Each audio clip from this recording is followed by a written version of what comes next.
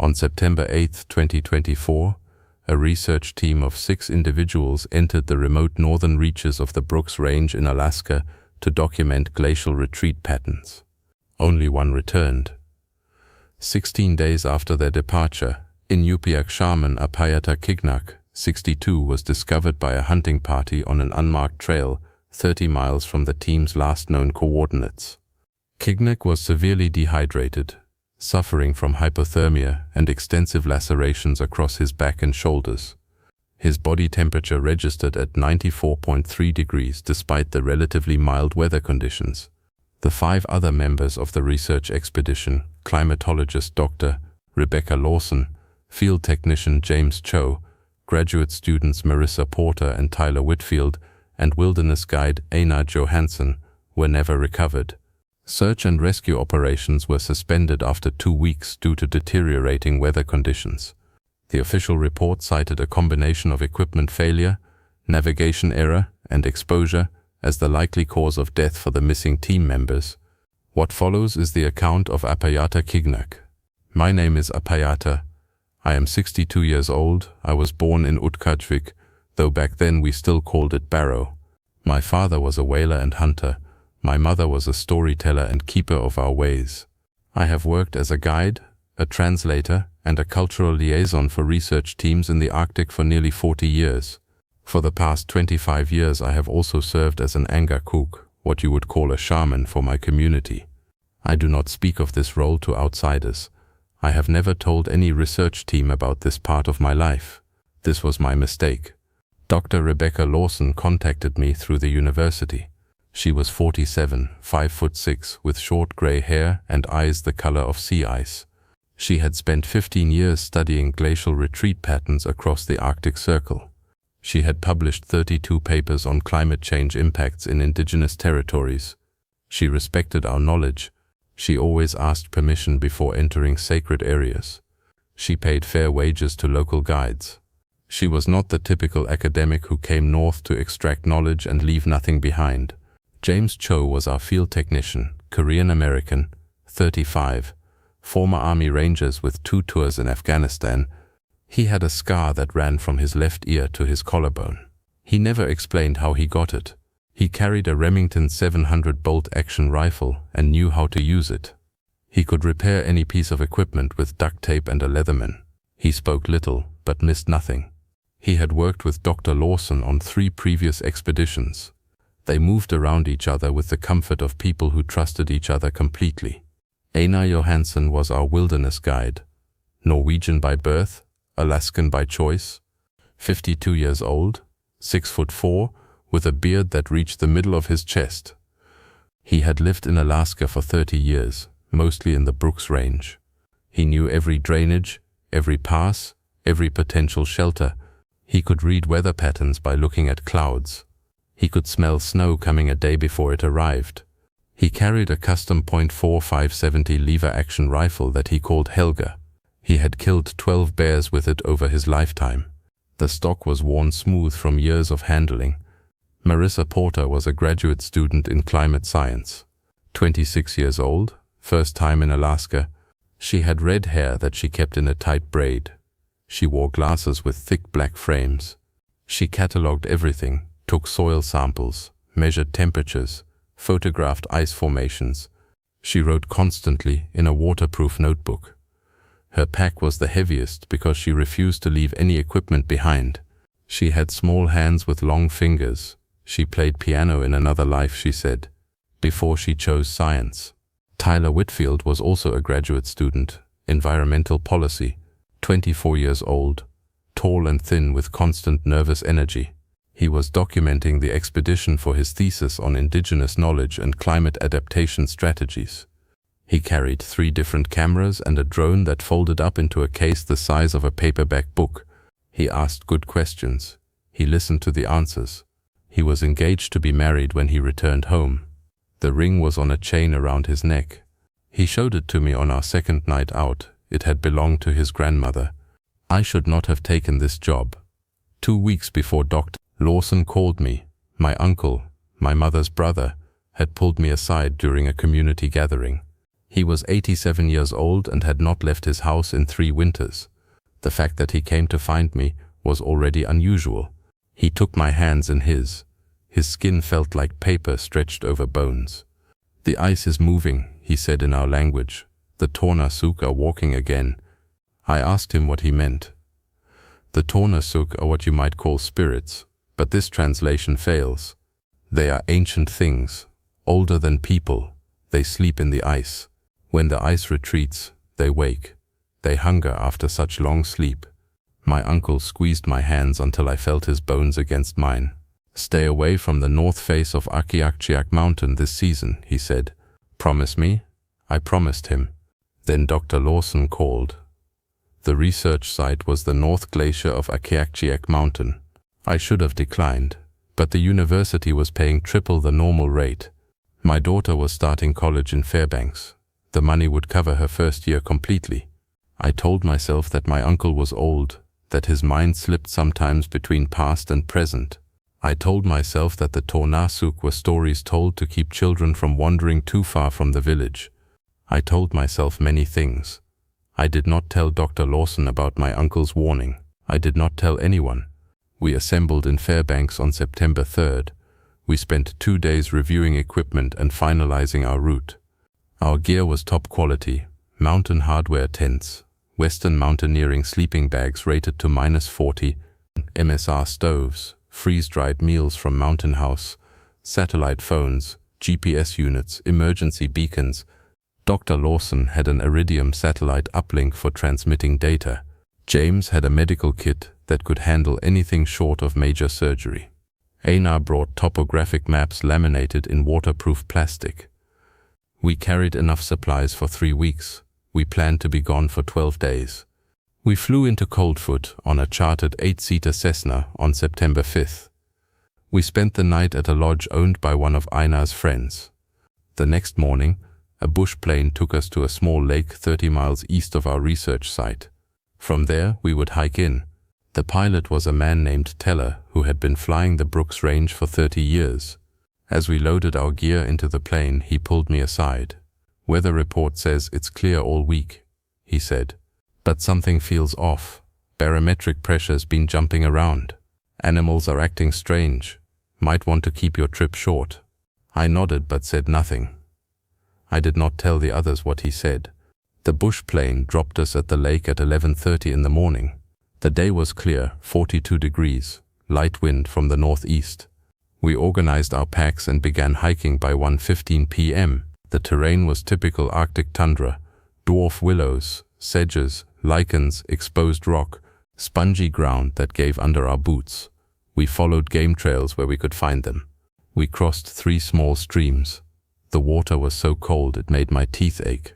We made camp that night by a stand of stunted spruce. We were at the edge of the tree line. Beyond this point, there would be nothing but rock and ice and sky. Our first 3 days followed the plan exactly. We hiked 6-8 hours each day. We took soil samples, we measured stream temperatures, we documented vegetation changes, we photographed glacial retreat patterns. Tyler flew his drone over the landscape and created 3D models of the terrain. The weather held clear and cold. At night, the temperature dropped to near freezing. The stars came out in their thousands. The Milky Way stretched across the sky like a river of light. No one spoke of anything unusual. No one reported anything strange. On the 4th day, we reached the north face of Akiakchiak Mountain. The glacier had retreated almost 2 miles from where it appeared on Einar's oldest maps. Where there had been ice, there was now bare rock and small, unnamed lakes of meltwater. We made camp at the base of a lateral moraine, a ridge of rock and debris left behind by the retreating glacier. From our tents we could see the ice wall that remained. It was streaked with dirt and debris. It creaked and groaned as it shifted. Dr. Lawson said this was normal for a glacier in retreat.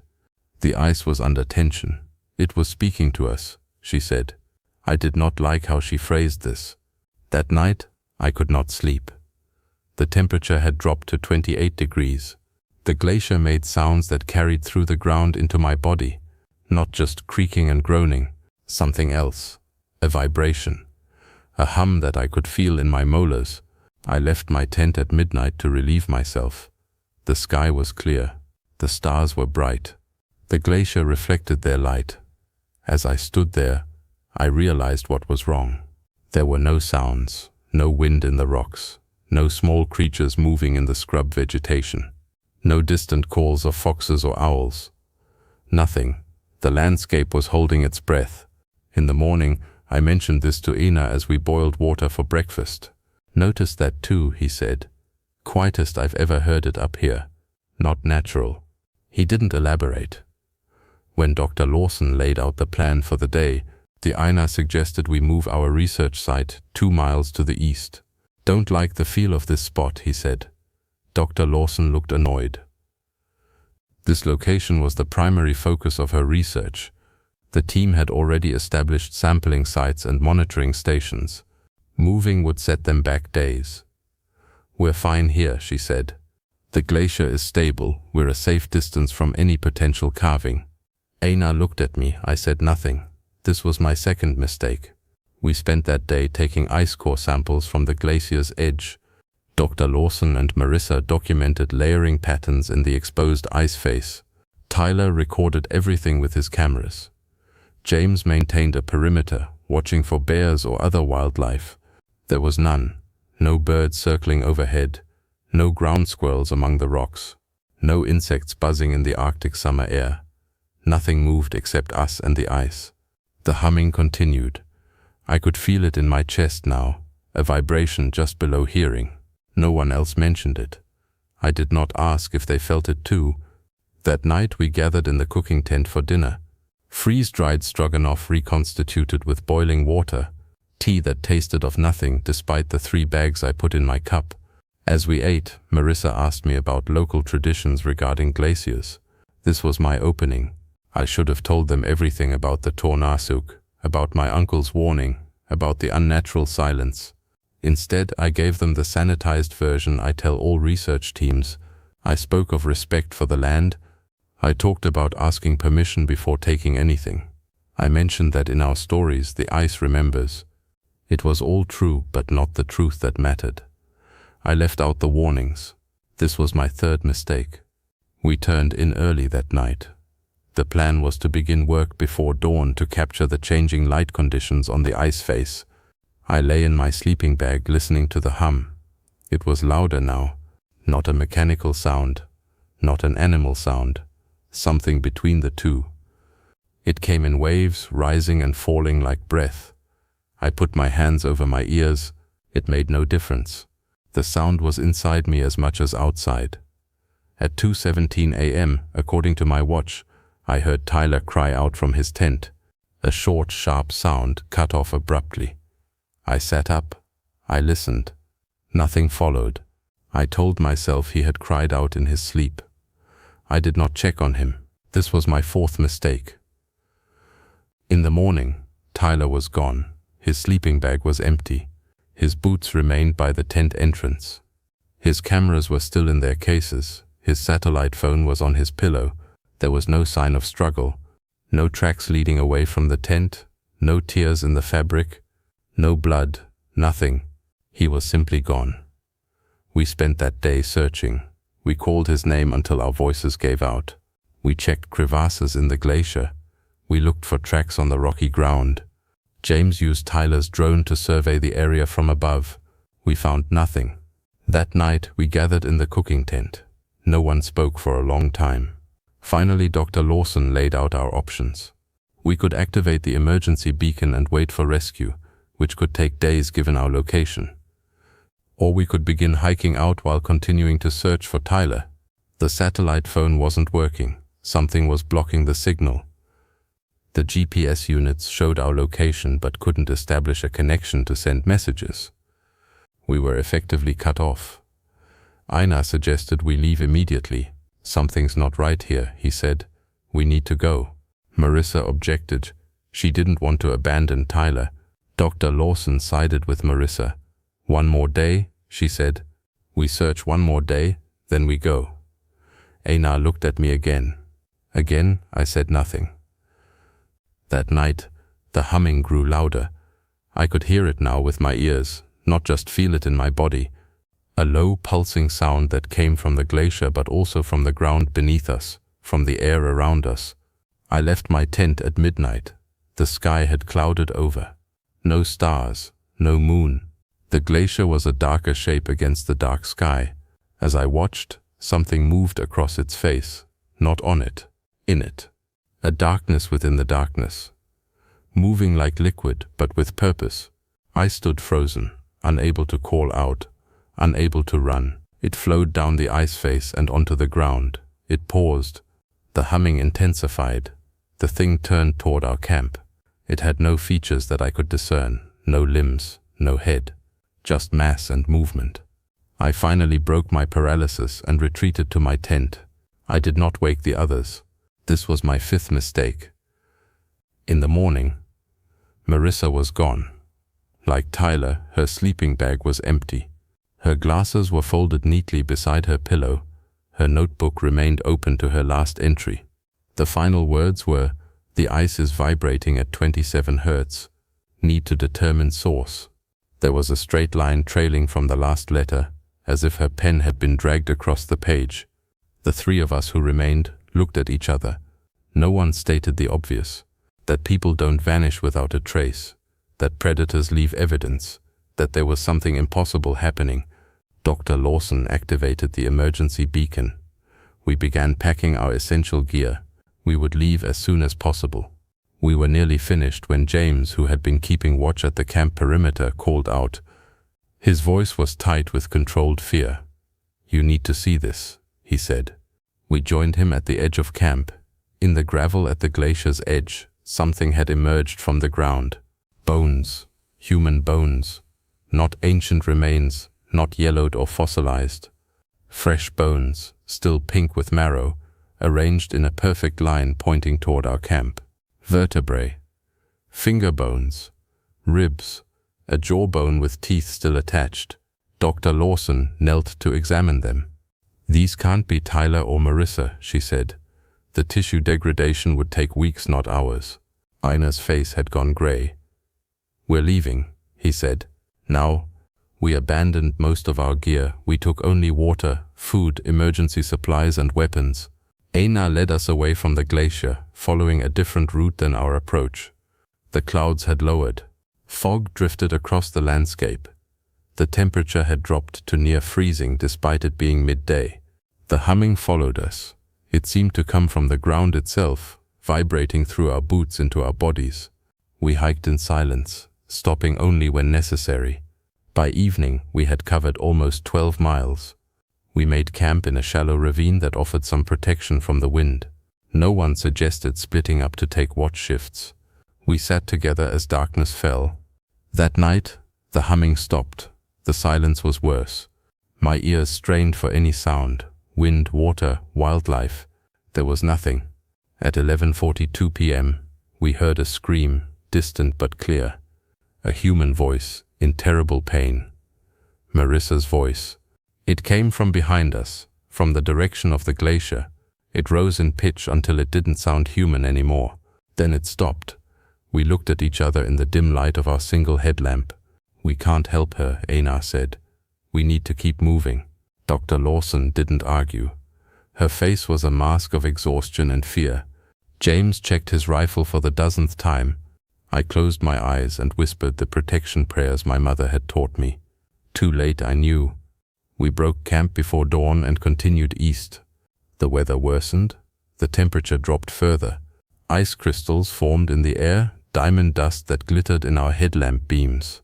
Our breath froze in clouds around our heads. We had to stop every hour to warm our hands. We saw no wildlife, no tracks, no signs of life. The landscape was sterile, dead. By mid-afternoon, we had covered another 8 miles. We were all exhausted. Dr. Lawson's lips were blue with cold. James limped from a twisted ankle. Einar kept looking over his shoulder. I felt the weight of eyes on my back. As twilight approached, we reached a steep slope that led down to a small frozen lake. Einar went first, testing the ground for stability. Dr. Lawson followed. James waited with me at the top. That's when we heard it.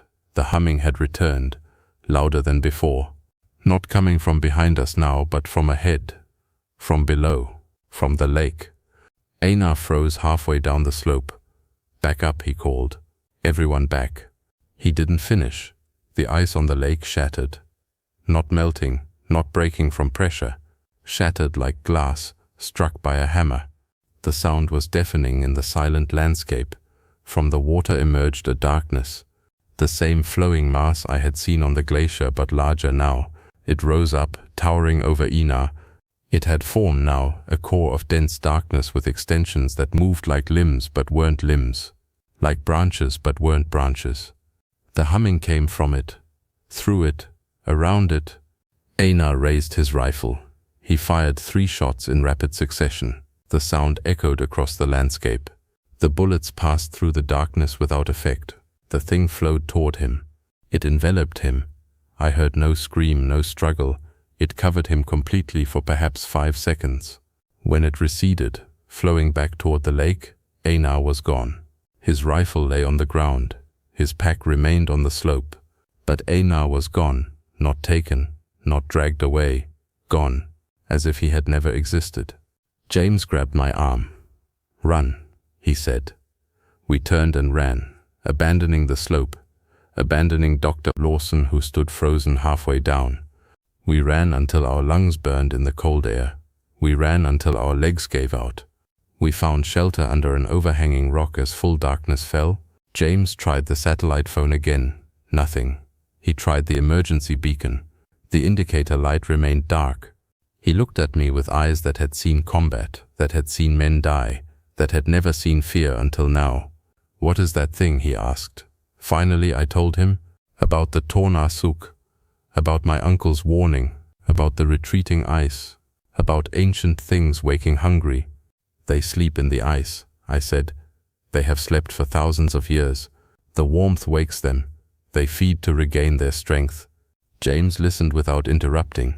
When I finished, he checked his rifle again, though we both knew it was useless. "How do we kill it?" he asked. "We don't," I said.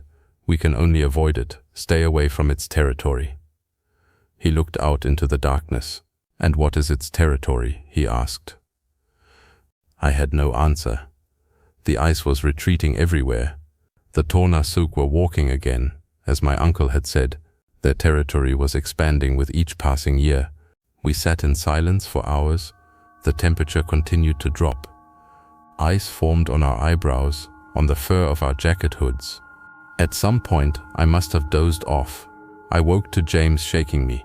"Listen," he whispered. The humming had returned. Closer now, coming from all directions at once. James stood, rifle raised. "Go," he told me. "I'll hold it here." I knew it was pointless. I knew the rifle would do nothing. But I went. I left him there. I ran into the darkness. Behind me I heard the crack of the rifle firing once, twice, 3 times. Then silence. No scream, no struggle, just silence. I ran until I fell. I crawled until I couldn't anymore. I found shelter in a crevice between rocks. I waited for dawn. When light returned, I oriented myself using the mountains. I began walking south, away from Akiakjiak Mountain, away from the glacier. I walked for 3 days. I drank from streams when I found them. I ate nothing. I saw no animals, no birds, no insects. Nothing lived in that place anymore. On the 4th day, my legs gave out. I crawled to the top of a small rise. I lay there waiting to die or to be found. The hunting party discovered me the next morning. I was 30 miles from where we had last made camp.